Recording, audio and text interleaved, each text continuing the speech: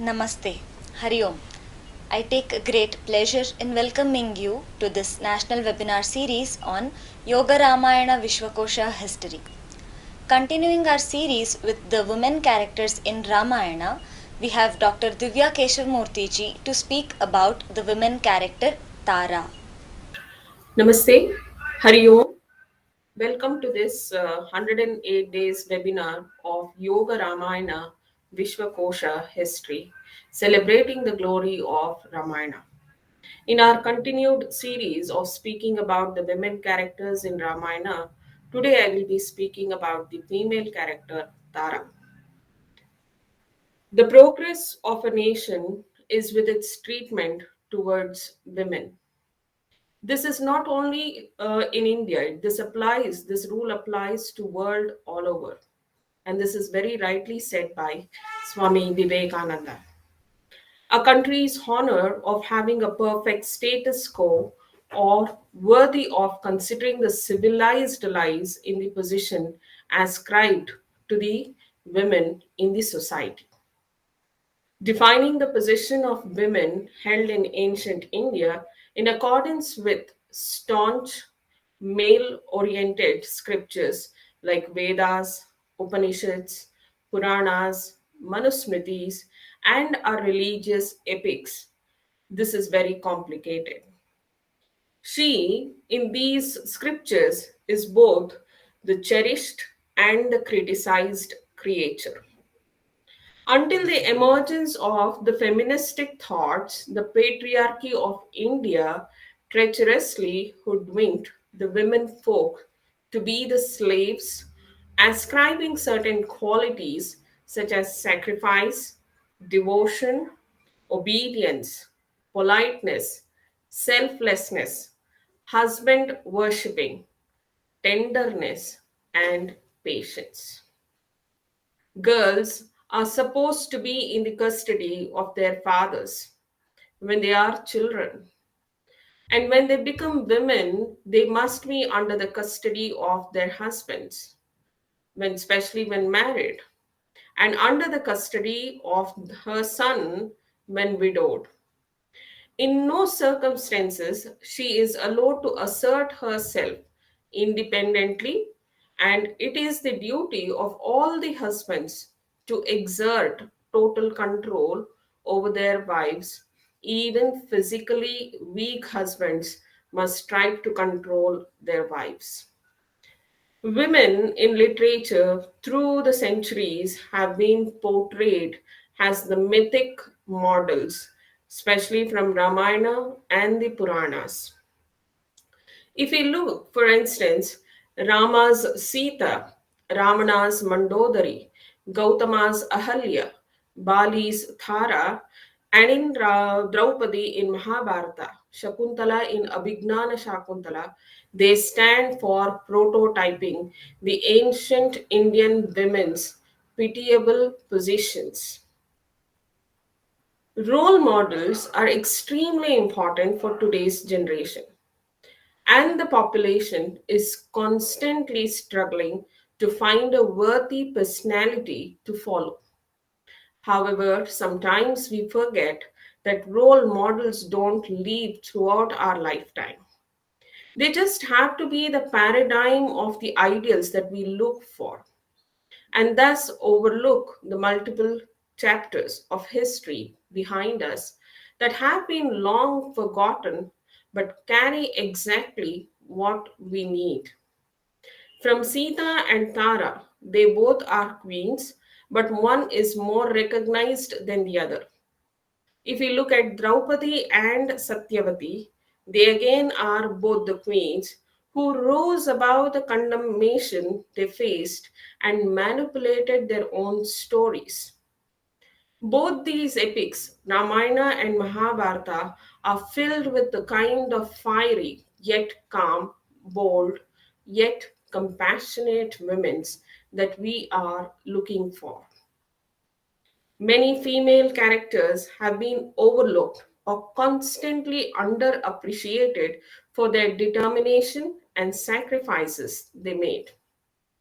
It is important to bring these women to the spotlight and give them their chance to strive and shine with both their flaws and their glowing attributes to laid bare.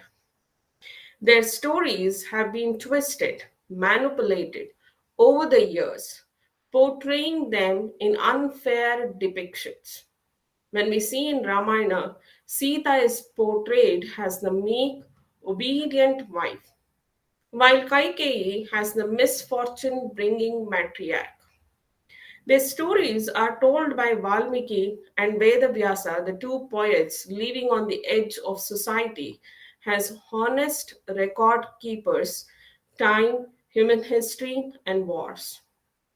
They knew what it felt like to be as an illegitimate or an anomaly of and by society. And thus they liberated these women of the stigma that surrounded by them, upholding them as Panchakanyas and telling the world about their true stories. The next Kanya we meet in this session is the Tara character from the Ramayana. She is the wife of Vali. She is the daughter of the Vanara physician Sushena.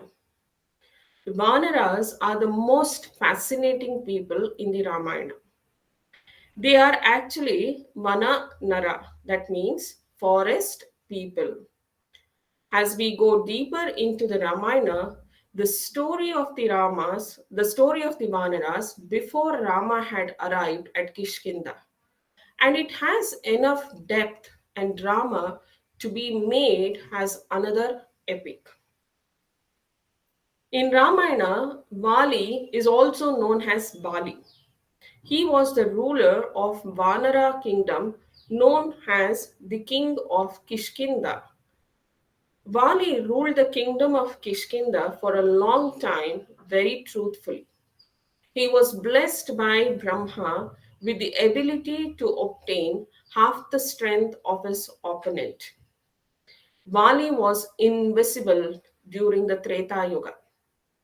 Vali had a younger brother, his name was Sugriva.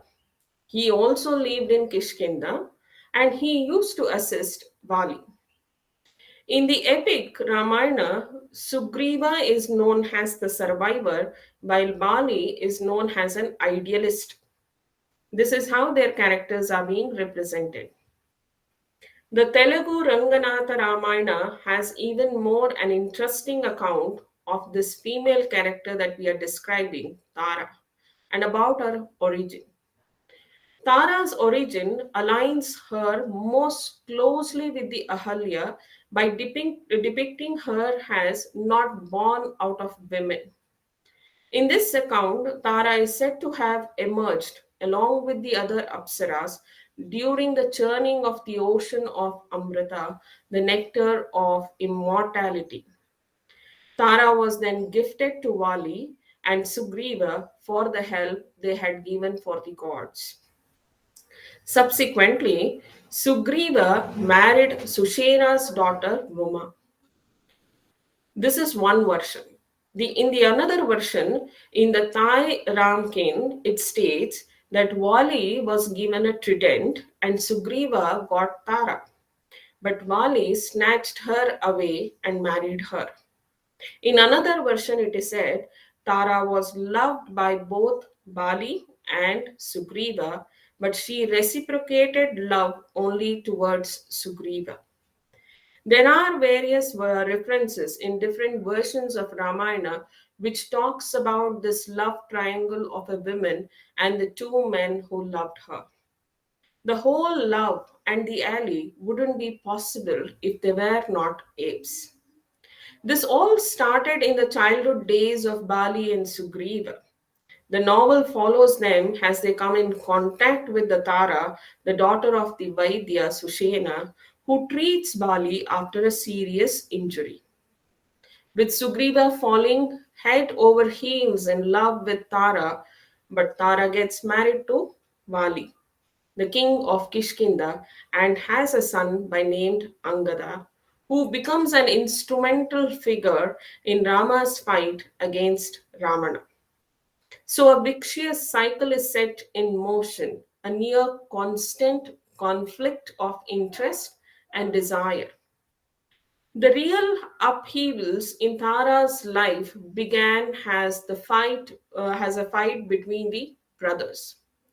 On one hand, there is Bali, who has an intent on setting his capital, Kishkinda, as a city grand enough to rival those of the Devas and the Asuras. On the other, there is Sugriva, whose obsession with Tara, his sister in law, reaches frightening levels. It so happened once when Vali was challenged by a demon, Mayavi, in some places it is also called as Dundubi, there was a fight that takes place at the city gates. However, upon seeing both Vali and Sugriva charging towards the demon gets scared and rushes into a cave. Vali asks Sugriva to wait outside the cave for him, and he goes into the cave in the pursuit of the demon.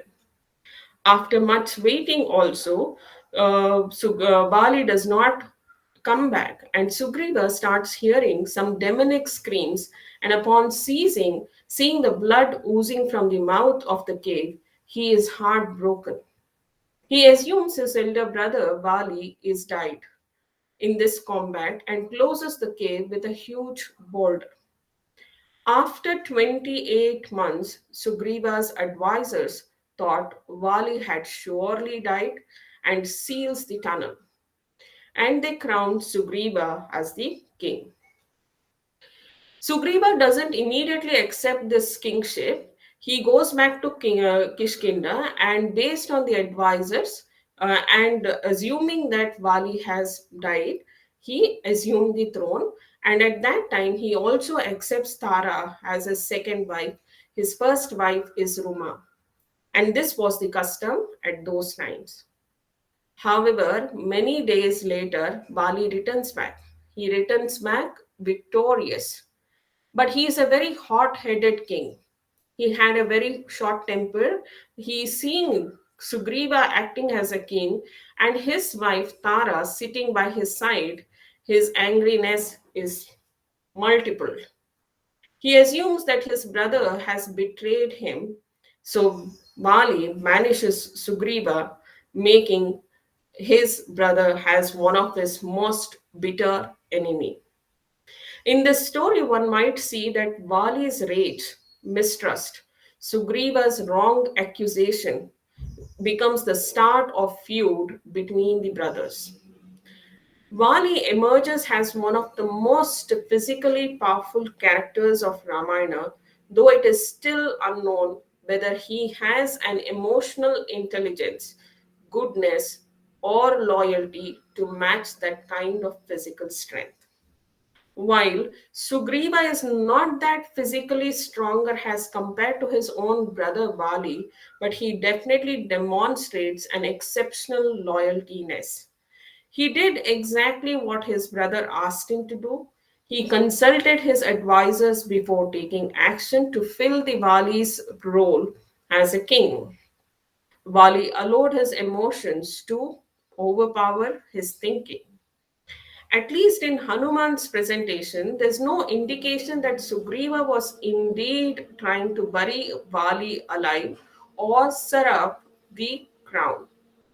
This encourages a reader or a listener to identify the Sugriva as a character of possessing both loyalty and goodness. But of course, they also identify that he does not have a physical strength that could be of a match to Vali. However, this whole story, this episode, brings out about this character, how this character of Tara has been woven into its intricacies. Tara has been said to serve Bali as a moral compass and a wall of support. She too loved him unconditionally while still being aware of his flaws. In the epic, we see her counseling as well as consoling Vali, trying to make him see the reason and also look past his binding fury. She explains that both she and Sugriva had only consented to be married as Bali's death, and she confirmed this also and tries to persuade Bali not to kill Sugriva. There are some versions of this epic that say Bali wasn't able to kill Sugriva because he had fled to Rishyamukh, the one place on earth that Bali cannot tread on. Others say it was Tara's constant advice and the promise she extracted from Bali that he would not kill his brother. In this way, she kept saving Sugriva's life from Bali. And this is also because of her righteous counsel. The stories of Vali's exceptional strength create some tension as to how exactly Rama has to plan to kill this magnificent king. Through Vali, we understand that he is a king who is driven by anger. He has a desire to fight, but he also functions under the assumptions that all parties involved in a fight are going to behave honorably. What he knows of Rama is that Rama is honorable to a fault. Though under normal circumstances, when we look at this fight between Rama, Vali, and Sugriva, here Vali is definitely not wrong. It is suggested that Vali is punished for his extreme self assuredness and also for the kind of sin that he had committed in the past. Rama henceforth decides to give his loyalty to Sugriva and also believes that he is behaving loyally to Sugriva, upholding the promise that he has made to help him, which allows him to shoot Vali with a clear conscience. The narration also presents Vali's impending death as punishment for not listening to his wife nor his advisors, and also for snatching away the wife of Sugriva, Ruma, and enjoying her. So, all these things is made for Rama to teach him a lesson. And by this, we also understand that good listening skills are absolutely necessary for a person who is an administrator. Rama's actions are very out of character. The reader is supposed to see that Vali makes very good points in his address to Rama. However, Vali's address to Rama something to refute and use logic to escape from, rather than damning him. Even if Rama is not at fault here, he does not acknowledge it at all. Instead, he uses the qualities that make him an ideal hero, namely the willingness to teach, to show Mali why he needed to be killed. Because of the Rama's teachings on the Vali's deathbed, Vali does attain salvation. This is an indicative of Rama's power and leadership qualities. By tasking Hanuman and Sugriva with serving Rama, Vali creates a promise that Hanuman and Sugriva can't break, which ensures that Rama will have support going forward in search of Sita and getting her back. While we look at all these things, one thing can be sure: Tara has a very important role to play behind these things. She is seen as an embodiment not only of profound guidance and wisdom, but also of the forbearance and grace even after her loved one's defeat. This has been mentioned in the Sarga 24 of Kishkinda Kanda, which depicts how Tara, in her grief, pleads with Rama to kill her with the same arrow, and this shows her adoration with her husband, despite his defects. This incident brings out the personification of acceptance as well from her. There are also some versions that say Tara cursed Rama with sheer might of her purity. But this is widely refuted also. As it is said, Tara receives enlightenment from Rama. After Vali's death, Tara is treated with utmost respect and care by Sugriva once he marries her, as he knows that she is the reason that Vali never killed him. As a young mother, Tara diplomatically left the resolution of Angad's accession to the throne to his stepfather, knowing fully well that Sugriva was also too guilt ridden to deny her son the throne once he stepped down. After Vali's death, Sugriva acquires Vali's kingdom as well as Thara.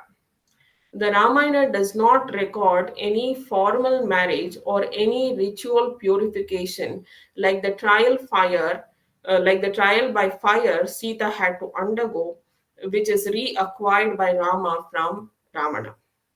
That makes Tara, she does not undergo this trial fire, but it does make her to undertake to marry Sugriva or return to Vali from his return, following his return from the dead. The lack of description of formal marriage suggests, according to some critics, that Tara's relationship to Sugriva is neither a widow remarriage nor a polyandry, but a simply appropriation by Sugriva. In the references of the coronation of Sugriva as a king Angada, it is also described as their heir apparent crown prince, while Tara is mentioned as Sugriva's wife. The Adhyatma Ramayana declares that Sugriva acquires Tara. While Vali's acquisition of Ruma, the elder brother taking his younger sister in law as wife, is universally condemned, however, as in Tara's case, the elder brother's widow marrying her younger brother's in law seems to be a social norm. The Tilaka by Nahesh Bhatt justifies Sugriva's marriage to Tara since Sugriva was her dead husband's brother. It further states that Tara should remarry as she did not belong to the first three caste and was also young. Tara's action of taking Sugriva as her husband after Vali's death is seen as her attempt to secure the futures of Angada and the kingdom. In a world and a story where men were the deciding forces as well as the cause of tumult in her otherwise peaceful life, Tara's character still played a very large and important role, which ensured that Rama had assistance to cross the ocean and reach Lanka.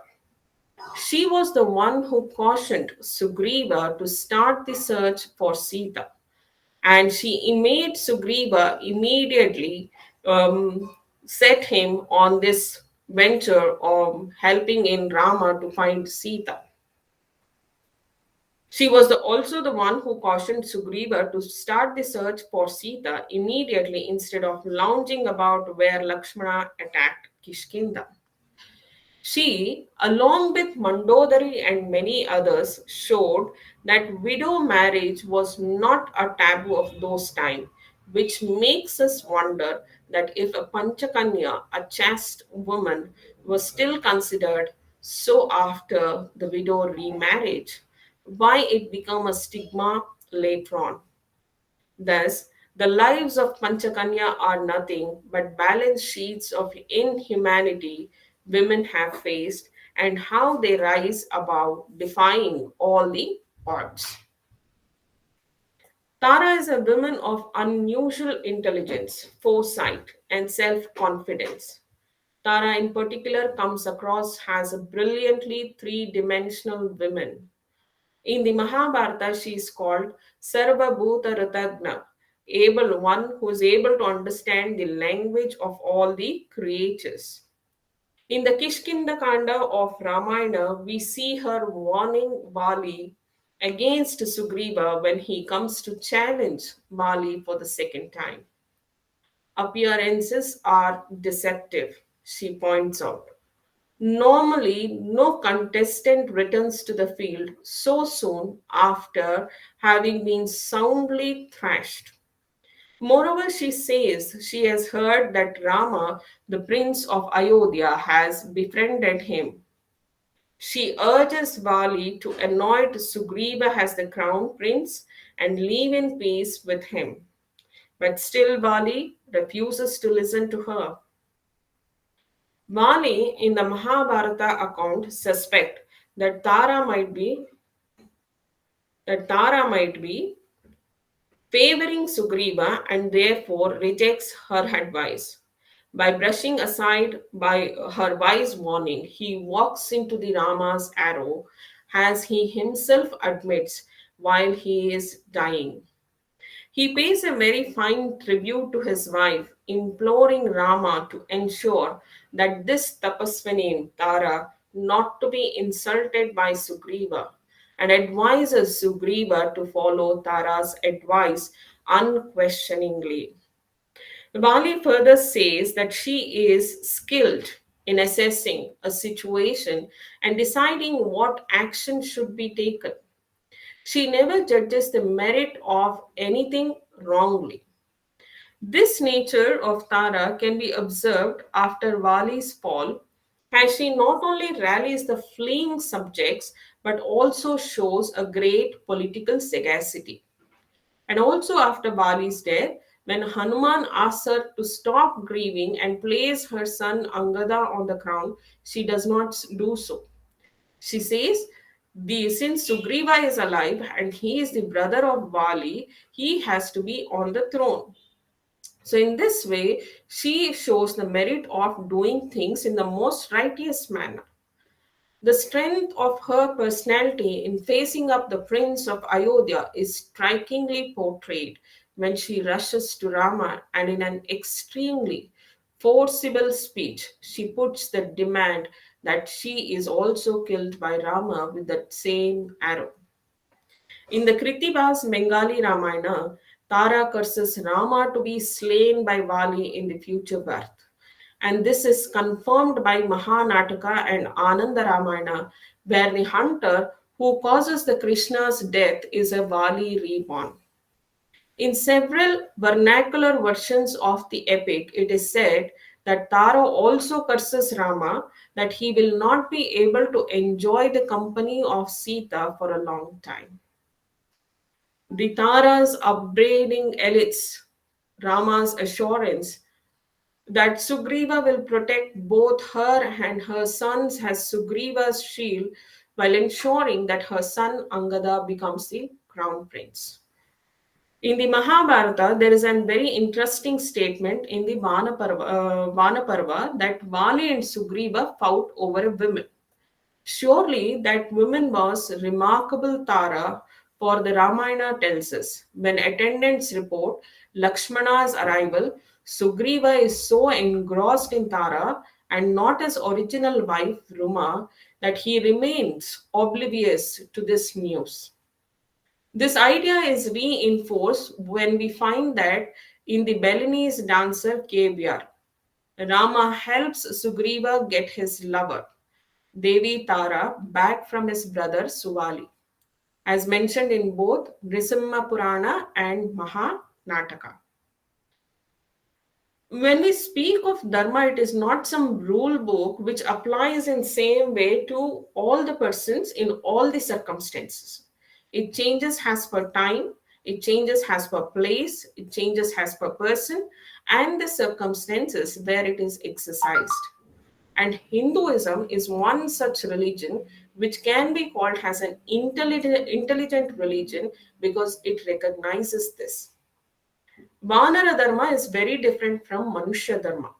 Sri Rama punished Bali because he claimed Ruma, who is the Sugriva's wife, when Sugriva was alive. So he was punished for that. But when the same thing was done by Sugriva, he obtained Tara as his wife when Vali was considered to be dead. Hence, Sugriva was not punished because this was the norms at that time.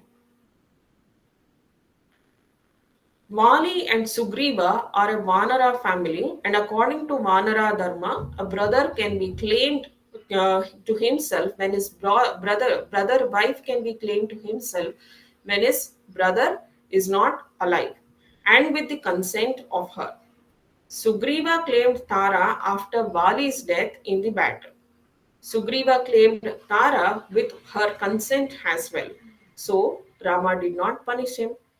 When we look at the vice versa condition, Bali did not do so. He did not neither take the consent, and he did this when Sugriva was alive. For the monkeys, the marital rules are very different. Marital loyalty, when we look at compared to the Vanara race, for the human race, it is quite tough, and especially in consideration with women. And while understanding Tara has a character, one can also observe the managerial characteristics of Sugriva. He showed the traits of a great manager by getting Rama to work consequently and getting back his kingdom from brother who was much stronger than him. His managerial skills can also be seen in other instances as well, especially when he made Angada to work for him. Imagine if Sugriva had been some kind of mediocre manager, then Angada would have been one of his toughest arch rivals. So, in many such ways, if you look and read Ramayana, it definitely teaches us the lessons of leadership, governance, and management through these characters. And again, speaking back about Tara, Tara's expectation of being and remaining tactful in her managerial quality and diplomacy allures today's women to be diplomatic and maintain one's quality of being politic as it is being recorded paleographically also. Tara has been proved to be a very good and well groomed manager in spite of changing hands and location. As per the earlier practices, she did not become impoverished of her quality. She continued to serve politically within the palatial decor wherever she went, although with either of both the brothers as her husband, fighting physically and winning her over. In modern times, her social status could be denigrating, but her willingness and the quality to serve is unmatched. This inner strength or willingness replicates or redepict the image of women even in different value systems. So, with this, I would like to thank the organizers for giving me an opportunity to speak about this splendid women character, Tara, and her managerial and diplomacy characters. Thank you for now. Dhanyavadaha. Hari Om. Thank you, Dr. Divya Keshavmurthy ji, for bringing out women characters in Ramayana so wonderfully. We'll meet again tomorrow. Namaste.